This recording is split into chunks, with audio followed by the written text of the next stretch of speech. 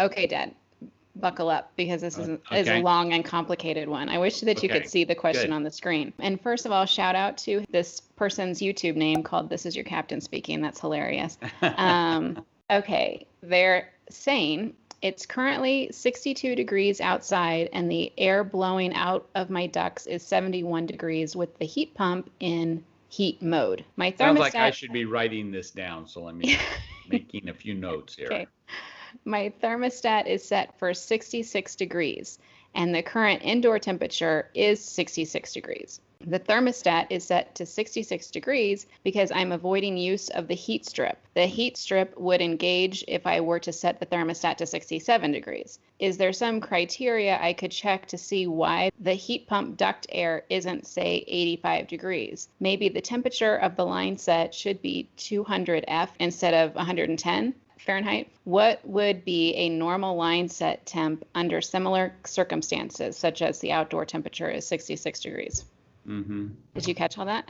Well, that is a deep question, and just to help everyone understand what we're talking about, again, we've got another homeowner that has an electric, they're total electric, so they have an electric heat pump and an electric furnace or air handler inside. And what he's referring to is he's trying to avoid using that electric strip heat in the furnace. He doesn't want to, which is very wise. That's a wise thing to do because that electricity, the heat pump is much, much, much more efficient than your strip heat is inside. Now, understand strip heat is 100%. You get $1 of worth of heat for every dollar on your electric bill, but you can get $4 worth of heat for $1 on your electric bill by using your heat pump. So he's wise in doing that. And so if you kind of caught what he was saying, he's just trying to inch up the thermostat so he can run the heat pump and not run the electric furnace. Okay. So not knowing what his run time, there's a lot of variables here to know,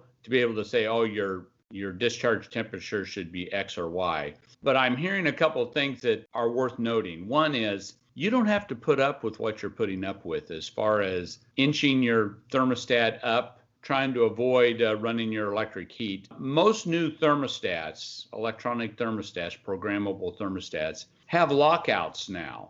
Will have a lockout feature when the weather is warmer and 66 degrees or 62 degrees outside. That's phenomenally beneficial weather to be running a heat pump. If it were 22 degrees, now where the heat pump struggles, but at 62, I don't know where you are, but typically if it's 62 degrees outside your heat pump, you don't need strip heat. You really need a different set of controls. It will save you money. It'll be so much more convenient. On a day like today, where it's 62 degrees, you can set your thermostat on any temperature that you want, and that heat pump will do all of the recovery. It's going to provide all the heat rather than that strip heat. So you're saying that with some thermostats, you can kind of block the furnace from coming on? The electric heat section, the electric strip heat portion of the furnace, yes.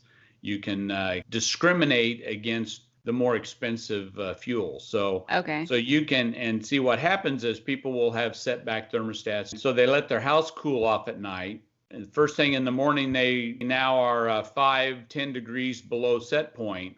Well, that's going to create, your electric air handler doesn't, when they're not sophisticated enough, it just knows that, heck, we're way behind and we've got to produce some heat here. So it turns on electric heat. With the new controls, you can do just what we described there, but it's only going to recover using that more efficient heat pump outside.